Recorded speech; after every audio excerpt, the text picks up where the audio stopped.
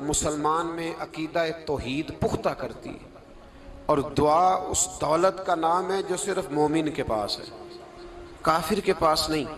نبی پاک علیہ السلام نے فرمایا الدعاء صلاح المومن، دعا مومن کا ہتھیار ہے، کافر کے پاس یہ ہتھیار نہیں ہے۔ مومن جب اپنے مالک کے حضور دعا مانگتا ہے نا، دنیا میں آپ کسی سے زیادہ مانگیں تو وہ ناراض ہو جاتا ہے، وہ کہتا ہے بھائی تو نے تو کام بنا لیا ہے، کل بھی دیا تھا، پرسوں بھی دیا تھا، روز روز تجھے کون دے؟ میرے نبی پاک علیہ السلام نے فرمایا جو اپنے رب سے زیادہ مانگتا ہے رب اس سے زیادہ راضی ہوتا ہے، زیادہ راضی ہوتا ہے۔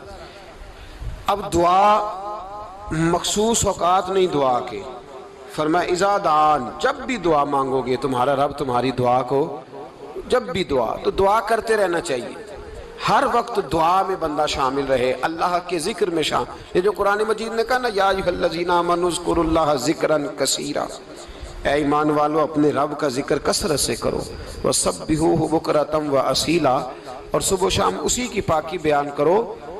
تو اس سے مراد یہ نہیں ہے کہ تسبیح لے کے سارا دن مسجد میں بیٹھے رہو اور کام کوئی نہ کرو، بلکہ اس کا مطلب یہ ہے کہ روٹی شروع کرو تو اللہ کے نام سے، اختتام کرو تو اللہ کے نام، سو جاؤ تو رب کا نام لے کے، سویرے اٹھو تو اللہ کا نام لے کے، جب تمہیں کوئی چیز اچھی لگے تو ماشاءاللہ کہو، جب کوئی مصیبت آئے تو کہو انا للہ و انا الیہ راجعون۔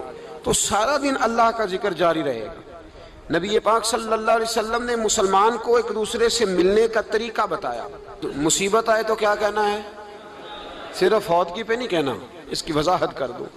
کوئی بھی الذین اذا اصابتہم مصیبہ، جب بھی کوئی مصیبت آئے، اللہ کے بندے کہتے ہیں ہم اللہ کی طرف سے آئے ہیں اور اللہ کی طرف ہی ہم نے لوٹ جانا۔ تو میرے عزیز ہر وقت اللہ کا ذکر جاری رہے گا، ہر وقت زبان پہ رب کریم کا۔ دیکھیں نا نبی پاک علیہ السلام نے ہمیں ملاقات کا طریقہ بتایا، دیکھیں نا نبی پاک علیہ السلام نے ہمیں ملاقات کا طریقہ بتایا۔ ایک صحابی آئے تو انہوں نے آ کے کہا السلام علیکم، نبی پاک علیہ السلام نے فرمایا رب تعالیٰ نے اسے 10 نیکیاں عطا فرمائی ہیں۔ دوسرے آیت انہوں نے کہا السلام علیکم ورحمۃ اللہ، تو محبوب فرمانے لگے، امام بہقی نے اس کو لکھا ہے، محبوب فرمانے لگے رب کریم نے اسے 20 نیکیاں عطا فرمائی۔ ایک اور آئے، عرض کیا السلام علیکم ورحمۃ اللہ وبرکاتہ، محبوب فرمانے لگے اللہ نے اسے 30 نیکیاں عطا فرمائی۔ اچھا اس کا مطلب کیا ہے؟ السلام علیکم، تم پر سلامتی ہو، سادہ ترجمہ یہ ہے کہ تم سلامت رہو، تم سلامت رہو، ورحمت اللہ وبرکاتہ، تم پر اللہ کی رحمت بھی ہو اور اس کی برکتیں بھی ہو۔ وہ کیا کہتا ہے؟ وہ کہتا ہے وعلیکم السلام، تم پر بھی سلامتی ہو، ورحمت اللہ وبرکاتہ، اللہ کی رحمت ہو اور اس کی۔ یہ جو مسنون دعائیں ہیں نا جو حضور نے ہمیں دعائیں سکھائیں ہر موقع پہ، ان کا کمال دیکھیے۔ اب ایک مسلمان نے آتے کہا السلام علیکم، اس کا مطلب کیا ہے؟ تم پر۔ اب وہ جھگڑا کرے گا اسے مارے گا، اس کا مال چھینے گا؟ اس نے تو آتے ہی کہا ہے تم پر سلامتی ہو۔ تو جو سلامتی کی دعا دینے والے ہیں وہ جیب تھوڑی کاٹیں گے، وہ غبن تھوڑی کریں گے، ڈاکہ تھوڑا ڈالیں گے۔ اسلام نے لفظ ہی وہ سکھایا ہے کہ فرمایا جب تم نے ملنا ہے تو تم نے دعائیں کرنی ہیں ایک دوسرے کے لیے۔ اب ہمارے ہاں نئے نئے لفظ آ گئے، ٹیلی فون اٹھایا تو کہا ہیلو، اس کا کیا ترجمہ ہے؟ کون ہے؟ اس کا کیا ترجمہ ہے؟ جی جناب، اس کا کیا مطلب؟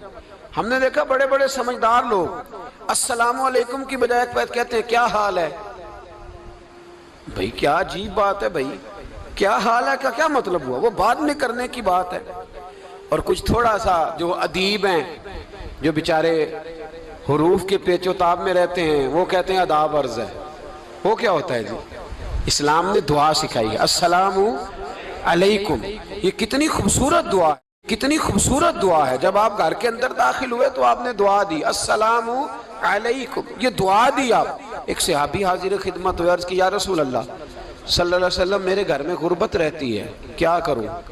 نبی پاک علیہ السلام نے فرمایا جب بھی گھر جایا کرنا گھر والوں سے سلام لیا کر، گھر والوں سے کیا کہا کر؟ السلام علیکم، جب بھی گھر جائے۔